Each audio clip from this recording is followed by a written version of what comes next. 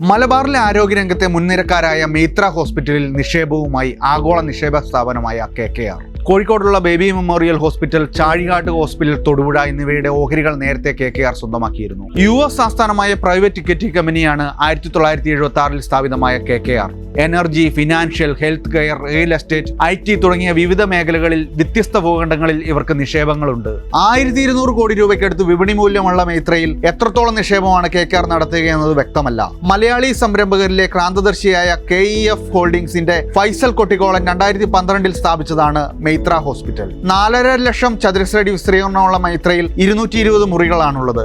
8 അത്യാധുനിക operation തിയേറ്ററുകളും 52 ICU യൂണിറ്റുകളും ആധുനിക രോഗനിർണയ സംവിധാനങ്ങളുമുണ്ട്.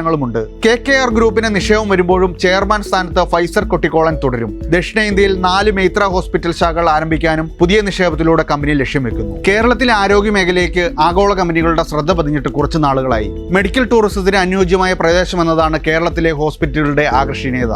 2024 KKR കേരളത്തിലേക്കുള്ള യാത്ര തുടങ്ങുന്നത്. കോഴിക്കോടുള്ള ബേബി മെമ്മോറിയൽ ഹോസ്പിറ്റലിന്റെ 70% ഓഹരികളും അവർ സ്വന്തമാക്കി. ഏകദേശം $300 മില്യൺ ഭൂരിപക്ഷ ഓഹരികൾ ഏറ്റെടുത്തത്. തൊട്ടുപിന്നാലെ തൊടുപുഴയിൽ ദീർഘകാലമായി പ്രവർത്തിച്ചിരുന്ന ചാഴികാട്ട് ഹോസ്പിറ്റലും അവർ ഏറ്റെടുത്തു.